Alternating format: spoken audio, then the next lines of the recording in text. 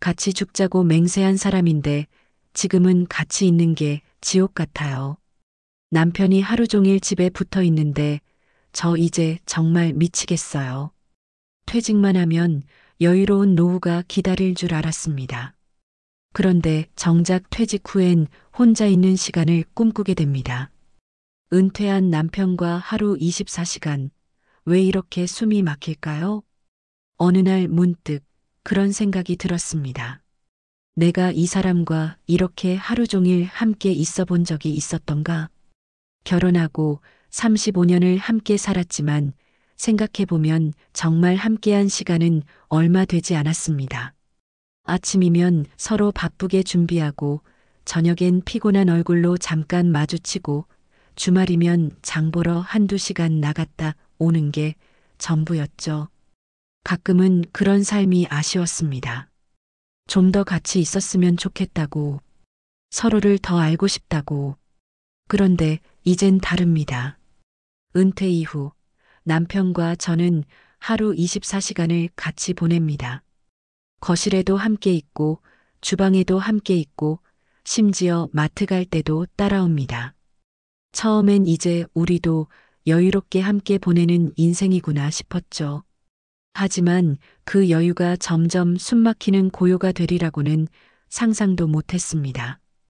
또 불 꺼놓고 다니네. 그걸 왜 지금 해? 말이 오가면 다툼이 생기고 말이 없으면 더 답답해집니다. 잠깐이라도 혼자 있고 싶은데 남편은 항상 곁에 있습니다. 내가 움직이면 따라 움직이고 내가 앉으면 같이 앉습니다. 도와주려고 그런 걸 알지만 솔직히 말해 부담스럽습니다.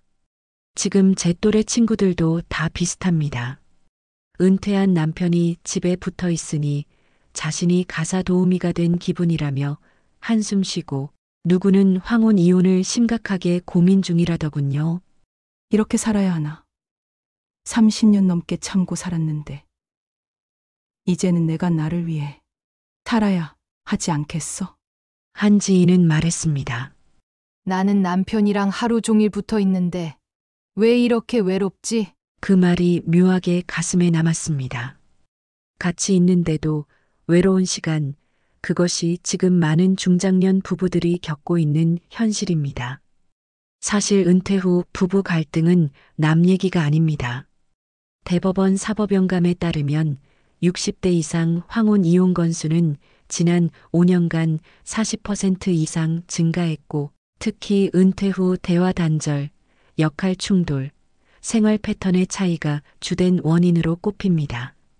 같이 있는 시간이 늘어날수록 갈등도 커지는 역설적인 상황. 왜 그럴까요? 평생을 함께 산 부부인데 왜 은퇴하고 나서야 더 어색하고 불편해지는 걸까요? 그 원인은 단순히 관계만의 문제가 아닙니다.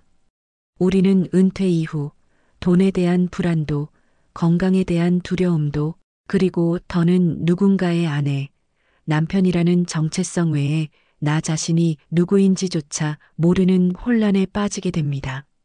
문득 이런 생각이 들었습니다. 혹시 우리가 서로를 싫어하게 된 게 아니라 내 삶이 흐르지 않아서 답답한 건 아닐까? 남편이 미운 게 아니라 내 인생이 멈춘 것 같아서 더 힘든 건 아닐까? 오늘은 그 이야기입니다. 은퇴 후 하루 24시간을 함께 보내는 게 왜 이렇게 고역처럼 느껴지는지, 그리고 그 시간 속에서 우리는 어떻게 다시 나답게, 우리답게 살아갈 수 있을지 함께 나눠보려 합니다.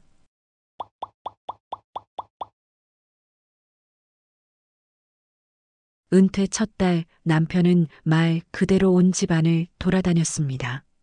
침대에서 일어나자마자 거실로, 거실에서 주방으로, 주방에서 베란다까지 아침부터 리모컨을 손에 쥐고 뉴스를 틀고 중간중간 말도 없이 냉장고 문을 열었다 닫기를 반복합니다. 가만히 앉아있기보단 뭐라도 하는 게 좋은 사람이었죠. 문제는 그걸 저랑 같이 하려는 것이었습니다. 나랑 같이 마트 갈래? 밥 같이 차릴까? 점심은 뭘 먹을까? 냉동실 보니까 멸치볶음 있더라. 말은 도와주겠다는 말투지만 솔직히 말하면 저는 혼자 있고 싶었습니다. 결혼하고 아이들 키우고 남편 뒷바라지하느라 쉼없이 달려온 인생이었거든요. 이제 나도 좀 여유를 즐겨야지 했는데 그 여유가 아니라 24시간 밀착 감시가 시작된 거였어요. 제가 제일 힘들었던 건 말 한마디조차 조심스러워졌다는 점이었어요. 예전엔 퇴근하고 들어오면 고생했어 한마디면 분위기가 풀렸고 주말이면 각자 낮잠 자거나 나가서 친구도 만나고 그랬죠. 근데 지금은 온종일 함께 있다 보니 사소한 말이 싸움이 되는 일상이 반복됩니다. 설거지는 왜 그렇게 해? TV 소리 좀 줄여줄래? 또 고기 반찬이야? 서로 말투가 날카로워지고 말끝이 자꾸 도마에 오릅니다. 대화를 줄이면 오히려 마음이 편해질 줄 알았는데 말이 없으면 더 어색하고 더 불편했습니다. 남편이 고생한 건 알죠. 30년 가까이 정년까지 일했고 큰 사고 없이 퇴직했고 가족 부양에 충실했어요. 하지만 저는 그동안 집안에서 조용히 감정을 접어두고 살아왔어요. 지금처럼 붙어 있다 보니 그동안 쌓아둔 감정들이 되살아나는 기분이었습니다. 가끔은 제가 집안에서 투명 인간이 된 것처럼 느껴졌습니다. 그는 그저 퇴직했고 나는 여전히 아내로만 존재하는 느낌. 존재감은 줄었고 할 일은 늘었고 여백은 사라졌습니다. 그런데 말이죠. 이게 우리 집만의 일이 아니더군요. 카카오에서 발표한 중장년 부부 라이프 리포트에 따르면 은퇴 후 가장 큰 부부 갈등 요인 1위가 같이 있는 시간이 많아지면서 생기는 마찰이라고 합니다. 실제로 60대 부부의 하루 평균 대화 시간은 15분도 채 안 되고 대부분이 식사 뭐 먹을지, 약 먹었는지, TV 뭐 볼 건지 같은 생활 대화뿐이래요. 말은 많지만 마음이 오가지 않는 대화. 같이 있는 시간이 늘었는데 정작 가까워지지 않는 거리. 가끔은 남편의 발소리조차 거슬렸습니다. 무거운 발걸음, 커피 마시는 소리, 방문 여닫는 습관. 어떤 날은 일부러 늦잠을 자기도 했습니다. 그가 부엌에 있는 동안 저는 이불 속에서 조용히 시간을 흘려보내며 도망치듯 하루를 시작했죠. 이럴 거면 차라리 혼자 사는 게 낫지 않을까? 그런 생각이 들 때도 있었어요. 그렇다고 이혼하자는 건 아닙니다. 그저 이 사람이 내 옆에 있는데 왜 나는 더 외로운가? 그게 너무 답답했어요. 같이 있으면 안심돼야 하는데 왜 점점 지쳐가지? 문득 그런 생각이 들었습니다. 우리가 진짜 갈등하는 건 사람 때문이 아니라 공간 때문이 아닐까? 우리가 서로를 지켜보는 것이 아니라 서로의 숨을 뺏고 있는 건 아닐까? 그때부터였어요. 거리를 만들어야겠다. 같이 있는 시간을 줄이기보다 각자의 시간을 만들어야겠다. 그날 밤 저는 조심스럽게 남편에게 말했습니다. 여보, 나 방 하나만 작업실로 써도 될까? 남편은 처음엔 어리둥절한 표정이었어요. 왜? 같이 거실에서 보면 되잖아. 그게 계속 붙어 있으니까 나도 좀 혼자만의 시간이 필요해서. 남편은 아무 말 없이 저를 보다가 이내 고개를 천천히 끄덕였습니다. 그 표정을 저는 아직도 기억해요. 조금은 서운하고 조금은 이해한 듯한 눈빛이 섞여 있던. 그렇게 저는 결혼 35년 만에 처음으로 내 방을 갖게 되었습니다. 그 방은 크지도 않았고 인테리어를 새로 한 것도 아니었습니다. 다만 문을 닫고 있으면 누구의 눈치도 보지 않아도 되는 나만의 숨 쉴 틈이 생긴 것이었죠. 처음엔 그저 작업실처럼 쓰기 시작했습니다. 창가에 작은 책상을 두고 노트와 펜을 놓고 그동안 미뤄둔 글씨 연습도 했죠. 좋아했던 라디오를 틀어놓고 하루에 몇 줄이라도 일기를 쓰기 시작했어요. 놀랍게도 그게 그렇게 힐링이 될 줄은 몰랐습니다. 남편도 비슷했나 봅니다. 그는 서재처럼 쓰던 방을 다시 정리하더니 시니어 택시 자격증 공부를 시작했습니다. 하루 3시간씩만 일하고 사람도 좀 만나고 싶다며 책을 펼치는 모습이 낯설지만 좋았습니다. 그동안 그가 집에서 무력하게 있던 이유가 아무것도 할 수 없다는 자기 무가치감 때문이었다는 걸 그제야 알았거든요. 그렇게 시작된 작은 거리두기는 우리가 서로를 미워해서가 아니라 다시 좋아지기 위해서 필요했던 시간이었다는 걸 깨닫게 해줬습니다. 점점 대화가 부드러워졌습니다. 점심은 뭐 먹을래? 같은 단순한 말이 아니라 오늘 뭐 만들었어? 향이 참 좋다 같은 감정이 담긴 말이 오가기 시작했어요. 남편이 먼저 말을 꺼낸 날도 있었습니다. 요즘은 당신이랑 이야기할 때 예전보다 편안한 느낌이야. 그 말에 저는 눈물이 핑 돌았습니다. 이 사람이 나를 피곤하게 만드는 존재가 아니라 내가 잊고 있던 감정을 다시 떠올리게 해주는 사람이었구나 싶었거든요. 우리 부부는 그 후로 몇 가지 약속을 만들었습니다. 각자 하루 1시간은 혼자 있는 시간 가지기. 금요일엔 점심 외식 데이트. 같은 집안에 있어도 문을 닫을 자유를 존중하기. 그렇게 같이 있으면서도 각자 있는 법을 배우고 나니 오히려 진짜 함께 있는 순간들이 더 따뜻해졌습니다. 부엌에서 마주쳐도 예전처럼 숨막히지 않고 같이 드라마를 봐도 핸드폰만 보던 눈이 서로에게 머무는 시간이 늘어났습니다. 무엇보다 그의 눈에서 웃음이 다시 보이기 시작했습니다. 피로감이 아닌 기대감이 깃든 표정. 그게 그렇게 반가울 수가 없었습니다. 누군가는 말할지 몰라요. 그 나이에 그런 걸 뭘 새삼스럽게 해. 하지만 저는 이제야 알겠어요. 부부는 평생 함께 살아도 다시 연습해야 하는 사이라는 걸요. 그 사람과 잘 살기 위한 연습. 그건 아마 우리가 지금부터라도 다시 시작할 수 있는 가장 현실적인 사랑의 방식이 아닐까요? 거실에 앉아 커피를 마시던 어느 날 남편이 조용히 물었습니다. 요즘 손글씨 연습 재밌어? 응, 재밌더라. 나도 이렇게 오래 집중하는 사람이었나 싶더라니까. 그 순간 문득 낯선 감정이 올라왔습니다. 나는 어떤 사람이었지? 누구의 엄마, 누구의 아내 말고 나 김선자는 어떤 사람이었을까? 결혼 후 제 이름은 점점 희미해졌습니다. 신혼 땐 여보, 아이 낳고 나선 준영 엄마, 시댁에서는 아가, 남편 친구들 사이에서는 그냥 집사람. 그리고 어느 순간부터 저 스스로도 제 이름을 부르지 않게 되었죠. 누군가 물으면 가정주부예요라고 말하곤 했지만 그건 제 정체성이 아니었습니다.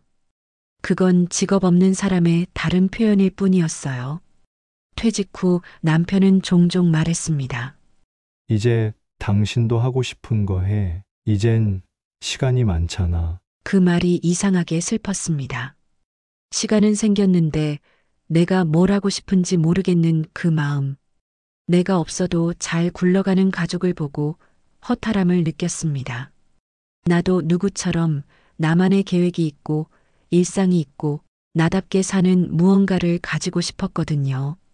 그러다 우연히 동네 문화센터에서 베이킹 강좌 개강 안내를 받습니다. 한번 해볼까? 손끝으로 반죽을 누르고 설탕을 계량하면서 잊고 있던 감각들이 깨어났습니다. 집에 와서 남편에게 구운 쿠키를 건넸을 때 그가 말했습니다. 와, 이거 진짜 맛있다. 당신 원래 이런 거 잘했어? 그 말 한마디에 저는 눈물이 났습니다. 누군가가 제 존재를 다시 바라봐주는 느낌이었어요. 넌 원래 이런 사람이야 라는 말이 넌 지금도 괜찮은 사람이야로 들렸습니다. 그날 밤 저는 제 노트를 꺼내 이런 문장을 적었습니다. 나는 이제 나를 다시 배우는 중이다. 그 이후 저는 몇 가지를 해보기로 했습니다.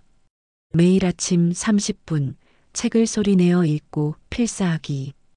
문화센터 손글씨 강좌 등록, 혼자 카페 가서 글쓰기, 한 달에 한 번은 나를 위한 선물 준비하기. 누가 보면 별것 아닌 일들입니다. 하지만 저에게는 세상에서 가장 특별한 연습이었습니다. 내 이름을 다시 부르고 내 시간을 만들고 다른 누구도 아닌 나를 위해 하루를 설계하는 연습. 그렇게 3개월이 지나니 나는 이제 다시 김선자가 되었습니다. 남편도 변했습니다. 예전처럼 무심한 말투 대신 요즘은 제 일상을 궁금해하고 칭찬해주는 날이 많아졌어요. 오늘 만든 식빵 고소하더라. 당신 요즘 표정이 좀 달라졌어. 뭐가 좋은 거야? 이전 같으면 이런 말조차 없었을 사람이 지금은 제 존재를 인정해주는 사람이 되었습니다. 그리고 무엇보다 가장 큰 변화는 나 자신이 나를 다시 사랑하게 되었다는 점입니다. 나는 누구의 아내이기 전에, 누구의 엄마이기 전에 한 명의 여성이고, 한 명의 인간이고, 한 명의 나였습니다. 이제야 깨달아요. 부부관계가 회복되려면 나라는 사람이 먼저 회복되어야 한다는 걸. 그래야 함께 있는 시간이 소모가 아니라 나눔이 되고, 말이 상처가 아니라 대화가 됩니다. 지금 제 삶의 우선순위는 분명합니다. 남편도 자식도 가정도 중요하지만 이제는 나 자신을 지키는 일이 가장 먼저라는 것. 그렇게 저는 다시 나답게 살기 시작했습니다. 그리고 그 변화를 옆에서 지켜보던 남편의 삶에도 작은 파문이 일기 시작했죠. 남편이 처음 가슴을 움켜쥐며 숨을 고를 때 저는 농담인 줄 알았습니다. 왜 그래, 갑자기? 글쎄, 좀 답답하네. 그냥 앉아 있을게. 그렇게 넘긴 날이 2번, 3번. 그러다 어느 날은 계단을 오르다 주저앉았습니다. 다리가 후들거리고 식은땀까지 흐르니 더는 기다릴 수 없었습니다. 병원에 가서 종합검진을 받고 나온 날 의사의 말은 충격적이었습니다. 혈당이 높습니다. 당뇨 전 단계예요. 콜레스테롤 수치도 상당히 높고 혈압도 경계선입니다. 지금부터 관리 안 하면 2년 안에 약 드셔야 할 수도 있습니다. 그 말을 듣고 병원 복도를 걸어 나오면서 남편은 말이 없었습니다. 하지만 저는 느꼈어요. 이 사람 지금 마음이 꺾였구나. 늘 나는 건강해, 병원은 나이 든 사람들 가는 곳이라던 사람이 의자에 기대 앉아 창밖만 바라보는 모습이 그렇게 작아 보일 수가 없었습니다. 사실 저도 알고 있었습니다. 퇴직 후 남편의 생활은 많이 변했어요. 움직임이 줄고 식사는 제때 안 하고 잠은 들쑥날쑥. TV 앞에 오래 앉아 있으면서도 정작 몸을 돌본 적은 없었죠. 저 역시 다르지 않았습니다. 갱년기 증상처럼 이유 없는 무기력, 감정 기복, 만성 피로. 몸은 괜찮다고 버티지만 이미 신호는 여기저기서 오고 있었습니다. 그날 밤 저는 남편에게 말했습니다. 우리 내일부터 같이 걸을까?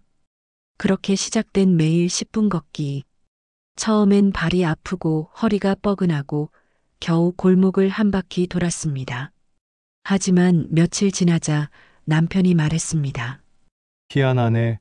걸으면 기분이 좀 괜찮아져. 그 말이 반가워서 저는 다음날 새 운동화를 사줬습니다. 남편은 그걸 받고 머쓱하게 웃었습니다. 이 나이에 뭐하러 새 걸 사? 당신 이제 새 인생 시작하는 거잖아. 그날 이후 우리는 매일 한 정거장 전에 내려 걷기를 실천했고 주말엔 공원 산책, 밤엔 TV 보며 스트레칭을 함께 했습니다. 식탁도 바뀌었습니다. 늦은 저녁 고기 반찬 대신 채소 무침과 삶은 달걀. 가공식품 줄이고 짠 음식 줄이고 야식은 과감히 끊었습니다. 놀라운 건 그렇게 몸을 챙기기 시작하니 부부 사이의 대화도 자연스럽게 많아졌다는 것입니다. 이 나물 괜찮네. 쓴맛이 없어. 내일은 다시 동네 한 바퀴 돌자.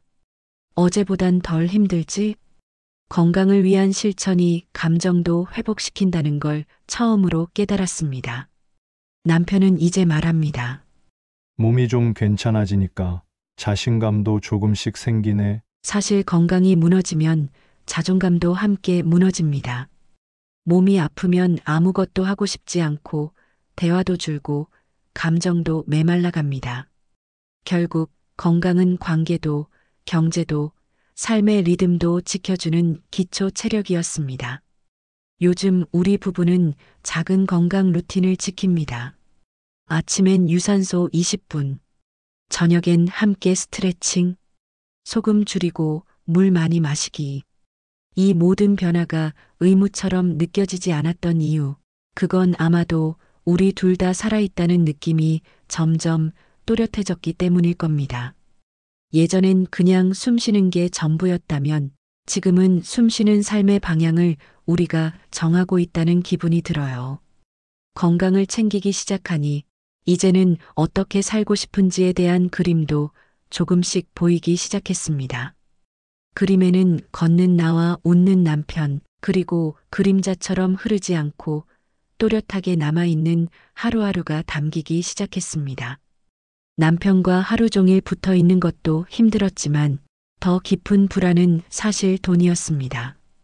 남편은 말합니다. 우리 이제 쓸 만큼 모았잖아. 나름 준비한 편이지. 하지만 저는 매달 고정 지출표를 보면 심장이 쿵 내려앉습니다. 국민연금은 한 달에 90만 원 정도 들어옵니다. 남편의 퇴직금은 일부를 자녀 결혼과 학자금에 사용했고 지금 저희가 보유한 자산은 아파트 한 채와 예적금 약 2천만 원 정도입니다. 반면에 매달 나가는 돈은 꽤 많습니다. 관리비와 전기세, 수도세 같은 공과금, 그리고 통신비까지 합치면 약 40만 원 정도 되고 식비와 생필품 등 생활비로는 대략 70만 원, 교통비와 외식비, 약값 등을 포함하면 약 50만 원이 추가로 나갑니다. 이렇게 다 합치면 한 달 평균 지출은 약 170만 원에서 200만 원 사이로 들어갑니다. 딱히 사치하는 것도 아닌데 숨만 쉬어도 돈이 빠져나가는 느낌이에요. 그리고 앞으로 남편 병원비라도 늘어나면, 집수리라도 들어가면, 딸 아이가 급하게 도와달라고 하면 숨이 턱 막혔습니다. 통계청 자료에 따르면 한국 60대 부부의 적정 노후 생활비는 월 246만 원, 그런데 실제 평균 소득은 180만 원 수준. 거의 68% 이상이 노후 소득에 불안하다고 답했다고 합니다. 그 68%가 바로 저희 같은 사람들이었습니다. 더 큰 문제는 남편과 제가 돈에 대해 느끼는 감각이 달랐다는 겁니다. 남편은 쓸 만큼만 쓰면 된다고 말했지만 저는 앞으로 벌 수 없다는 사실 자체가 공포였습니다. 그래서 결심했어요. 이젠 벌어들이는 게 아니라 흐르게 만들어야겠다. 첫 번째로 생각한 건 집이었습니다. 우리 부부 둘이 살기엔 32평 아파트는 너무 컸어요. 방 하나는 1년째 불도 안 켜고 있고 냉장고는 늘 반쯤 비어 있고 청소도 벅찼습니다. 그래서 주택연금을 알아봤습니다. 주택금융공사 사이트에 시세를 입력해보니 현재 이 집으로 월 145만 원 정도 수령 가능하다는 안내가 떴어요. 국민연금 90만 원, 주택연금 145만 원, 더하면 월 235만 원. 거의 적정 생활비에 도달한 셈이었죠. 남편은 망설였습니다. 그래도 이 집 우리 애들 크던 곳인데. 맞아. 그래서 더 고마운 집이지. 이 집이 우리를 지켜줬던 것처럼 이제 우리도 이 집 덕에 편해질 수 있어. 그 말에 남편은 조용히 고개를 끄덕였습니다. 소유가 아니라 활용이라는 인식의 전환. 그것이 우리 부부에게 가장 필요한 변화였습니다.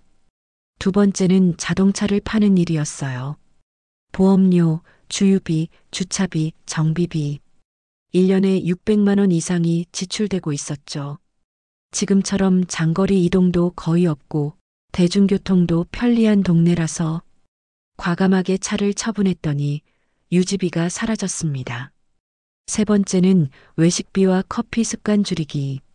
주말마다 고깃집, 평일엔 카페 한두 번. 조금만 줄여도 한 달 30만 원은 아낄 수 있었습니다. 이 모든 구조 조정이 끝났을 때 우리 부부의 월 고정 지출은 약 160만 원까지 줄었고 고정 수입은 주택연금과 국민연금 합쳐 235만 원이 되었습니다. 처음으로 느꼈습니다. 벌지 않아도 살 수 있는 구조, 그게 진짜 자유라는 걸요. 하지만 여기서 멈추지 않았습니다. 이젠 작게라도 흐르게 벌어보자고 다짐했습니다. 남편은 시니어 택시 자격증을 취득했고 일주일에 2번 오전 4시간씩 일하기로 했습니다. 하루 수입은 6, 7만 원 정도, 한 달 50만 원 안팎. 저는 동네 도서관에서 어르신 필사지도 봉사를 시작했습니다. 처음엔 무급이었지만 점점 강사비가 붙었고 월 10만에서 15만 원 정도 수입이 생겼습니다. 돈이 많지는 않지만 그 돈이 들어오는 흐름과 활동의 감각이 우리 부부를 살아있게 만들어줬습니다. 그리고 중요한 깨달음 하나. 돈은 숫자의 문제가 아니라 감정의 문제라는 것. 아무리 있어도 불안하면 끝이 없고 흐르게 설계되면 적어도 내 삶이 통제 가능한 것처럼 느껴진다는 것. 우린 이제 서로에게 말합니다. 더 이상 쌓지 말고 흘려보내며 살자. 그게 우리 노후의 자유야. 퇴직 후 남편과 하루 24시간을 함께 보낸다는 건 가치 있는 시간이 늘어난다는 의미가 아닙니다. 그건 오히려 서로의 여백이 사라진다는 뜻이었습니다. 붙어 있으니 더 외롭고 대화가 늘었지만 마음은 더 멀어지고 같은 공간 안에서 우리는 점점 다른 방향으로 흐르기 시작했습니다. 하지만 그 모든 변화 속에서 우리는 아주 작고 느린 연습 하나씩을 시작했죠. 방 하나를 나누고 하루 30분은 따로 보내고 함께 걷고 식탁을 정리하고 조금씩 돈을 흘려보내는 법을 배우고 서로의 이름을 다시 불러주기 시작한 것. 이 모든 일들이 모여 결국 우리 부부를 다시 마주보게 만들었습니다. 어느 날 남편이 말했습니다. 요즘엔 당신이 웃는 걸 자주 봐서 좋아. 그 말에 저는 조용히 답했습니다. 당신이 먼저 나를 웃게 했어요. 사람이 나이를 먹는다고 해서 사랑이 사라지는 건 아닙니다. 다만 사랑을 표현하는 방식이 달라지는 것뿐입니다. 이제는 꽃 한 송이보다 따뜻한 말 한마디, 카드보다 함께 걷는 20분이 더 중요해졌습니다. 어떤 관계든 익숙해질수록 돌보지 않게 됩니다. 그리고 돌보지 않으면 그 익숙함은 곧 무심함이 되고 무심함은 거리감이 됩니다. 우리는 그 사실을 조금 늦게 깨달았지만 지금이라도 다시 잘 살아보기로 했습니다. 서로 너무 가까이 붙으면 아프고 너무 멀어지면 외로운 고슴도치처럼 숨 쉴 수 있는 거리만큼만 가까이. 그게 아마 평생을 함께 살아온 부부가 더 오래 다정하게 남을 수 있는 거리일 겁니다. 지금 우리는 같이 사는 게 아니라 함께 살아가는 법을 배우는 중입니다. 남편은 이제 일주일에 2~3번 택시 일을 하며 사람도 만나고 잠시 혼자만의 시간도 누립니다. 저는 베이킹 수업과 손글씨 강좌를 다니며 저만의 리듬을 찾아가고 있어요. 하루에 한 번쯤은 따로, 하루에 한 번쯤은 나란히 그렇게 보내는 지금이 예전보다 훨씬 덜 불편하고 더 따뜻합니다. 이제 저는 확신합니다. 노년의 행복은 멀리 있지 않다는 것. 누군가와 오래 함께 있는 것이 아니라 그 사람과 여전히 잘 지내고 있는 것이 중요하다는 것. 그리고 그 사람이 내 남편이라서 참 다행이라고 요즘 들어 자주 생각합니다.